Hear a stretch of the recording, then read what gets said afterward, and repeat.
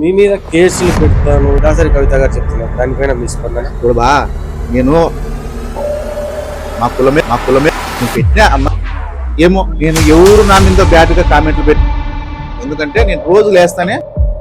మీ మీదే కాకుండా మీ దగ్గరకు వచ్చే యూట్యూబర్లు అందరి మీద కేసులు వేస్తానండి. నాకు లేదు అసలు. మీ మీద ఎందుకు పగబట్టారు? ఏమో ఆ పిల్ల అదే చీరే కాదు, నేను ఏ చీరైనా కూడా అదే పట్టు అని చెప్పకుండా పవర్లు అని చెప్పి అమ్మచ్చు కదా, పట్టు అన్నా కదా. అంతేగాని ఆమెకి మీకు ఏదైనా పర్సనల్? అయ్యో ఆ పిల్ల అన్నింది కానీ తిట్ట అమ్మ బంగారు తల్లి కాదు నాన్న అని చెప్పిన.